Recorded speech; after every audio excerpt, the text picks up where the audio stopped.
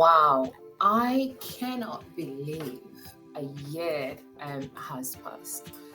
And today we'll be looking at the Hormozi Truth, the shape of the build, why your business isn't growing, and what to do about it. This is coming from the year we just had at locaeRise.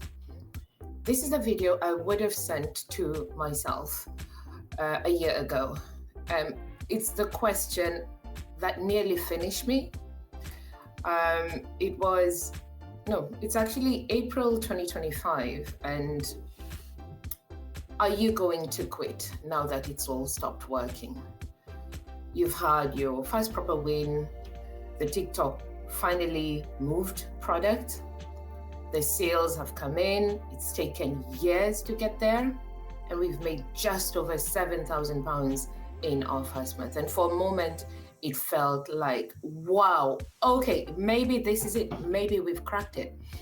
And then almost as quickly as it all started, it stopped. Our TikTok shop got shut and the graph went flat again. I'm sat there with real bills, real kids, and very real questions.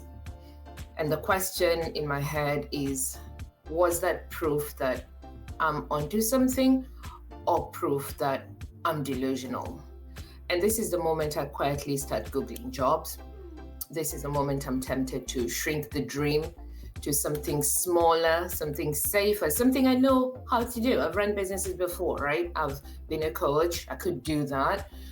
I've started a blog before. I could just blog, blog, travel. This is the moment I think, I was a good teacher. I could just go back and do supply work. Maybe I should just do a normal service business, something simple, something that doesn't hurt this much. I love cooking and gym, right? So it wouldn't feel like a job. And I could do Instagram and workout videos. If I was looking back to the version of me from a year ago, or anyone who's in that same deep, knowing what I now know, this is what I want you to know. There's really only one belief you need to win. And that's the belief in your ability to figure it out. Because anything that you have, anything that you start is unique as your DNA. Nobody else can do it. People can try, people can copy, but nobody else can do you. So you have to really have this unshakable belief. Believe that you will figure it out. Believe if TikTok closes, it might not always behave, right? You will still figure it out. Believe that your first attempt will not work out. You'll figure out. Believe that the graph will go up eventually the way it's supposed to. I will figure out another way. And that has been the rallying cry throughout this whole year. And the reason that moment had so much for me wasn't just because the money stopped. That's a huge part of it. I had spent years on this.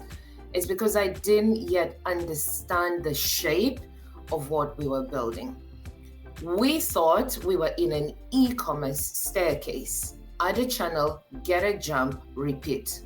But really, we were walking straight into a software platform shape. Now, let me tell you what that looks like. It's a long flat line before anything explodes. Now, tonight's episode is the one I wish I had listened to back then, because not many people know about this and hardly anybody talks about it. And the only reason I came to find out was because I'll tell you a little bit later, actually, where I did. But what tonight's episode is about, we're going to take two big concepts that have been my driving anchors this week. That's Simon Sinek, Start With Why. That has been my ultimate anchor, because I'm not just running an e-commerce, I'm not just running a software business or a fintech platform. I'm not just doing a business. I'm a mom, a daughter, lots of things in between. I'm a friend who never has time. I'm a partner who is forever taking laptops to date nights. And I'm really lucky to have my other half, because he really is completely behind that. And Simon Sinek's why was the main anchor. And then there was the next thing I read, and this was Alex Hormozi's Your Business as a Shape, Your Business Map. And this is the one that did it for me. This is the one where that belief actually has an anchor. And I'm going to walk you through the 7 lessons from what I will say, out of a lot of things that I've gone through in my life, this has been ultimately the hardest year of my life.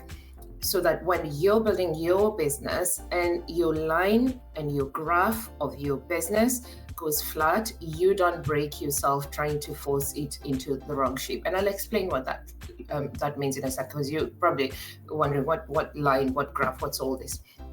So if you're in that should I quit moment or close to it, or you're scared of hitting it, then this episode is for you. Let's walk through the shape of what you're actually building. And let's start with the universal struggle. So you know that feeling when you're building something important, but the growth just doesn't match the effort. You're doing everything right. You're sending emails, you're making calls, you're staying up late, and your graph is just staying flat. The traction feels slow.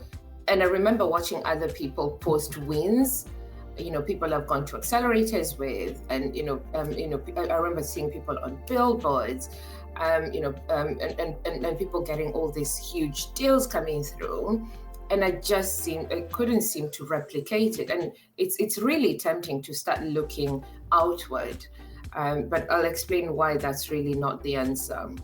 And then here's what no one tells you: it might not be about your effort, but it might just be the shape of the business. Not saying that sometimes we give up too early or sometimes we're not doing the right things, because sometimes we don't actually know what we're doing when you're building a startup business. And this is the reason for the shape. And today we're going to talk about those 2 ideas that changed everything for me this year, because I was sure that this was it. And the first is Simon Sinek, where he says, start with why, because your why is your anchor in the storm, and they will be plenty. And the second is from Alex Hormozi, Your Business Has a Shape. And most entrepreneurs are trying to grow their business in a way it was never designed to grow. If you're building something that matters, where life keeps happening around you, that is your map. So let's look at what that means. Let's start with those 2 pillars, your why and your shape. Let's start with the why first. None of the rest matters. Nothing you're doing matters until you figure out the why of what you're doing. The what, the how will come, but the why is the most important. Your why is your motivational wallpaper. It's the reason I didn't quit with every logical part, when every logical part of me was saying I should. When a lot of people close to me were saying, you were really good at teaching. In fact, I remember one of the first things when I first started teaching, this was the first thing that people used to say to me: you're a natural in the classroom. You just need to learn some skills. So that's the reason when the hard days became bearable for me, because my why was my main anchor. My dad was a university professor. My mom was a primary school teacher. I grew up with educators. And when I went into education, and I grew up in Kenya, I grew up in a developing country. And when I went into the classroom, I saw the very same problems my parents had been dealing with still in the classroom. And I just thought to myself, this is not right. I was working so much harder than my mom did. But I remember when I was growing up, hardly ever seeing my mom. She used to leave home at about 6 a.m. and she used to come back 8, because she would then have to pass by a few students' houses to do tuition. And the same kind of challenges. I was working endless hours. And when I first got into business, because I was teaching business and economics, so for me, it was like a natural progression. Every day I was standing in the classroom talking about ideas and taking risks. And then one day I just woke up and said, well, you've got an idea, put it into practice. So I took a risk. And I stayed teaching for a while as I figured out the business. But that was my why. Something had to change, and something had to change in education. And that's always been the context. And what Alex Hormozi's framework, when he was talking about the shape of the business, and I read about this, By the way, if you haven't heard of Alex Hormozi, he's a big YouTuber, Hormozi. I just heard about him this year, and he sends a Hormozi Minute newsletter. So I rarely ever read newsletters just because I don't have time, but I always read his newsletters. So I do recommend, if you're in business, doing sales, doing marketing, he's really good in those kind of areas. He does a lot of motivational stuff as well. But for me, those are the two things. He just has a different way of connecting with them. I recommend his newsletters. And I've learned so much from his weekly newsletters, right? He sends one without fail every week. So I will drop a link in the YouTube. We normally post this as a YouTube video every Monday 8:40. So I'll drop a link with that video, and you can go and see some of the work. And I'll drop something around sales. So I really do recommend everybody who's an entrepreneur. If you're selling something, well, most of us are selling something. Yeah, go and read it. But he says businesses have 4 main shapes.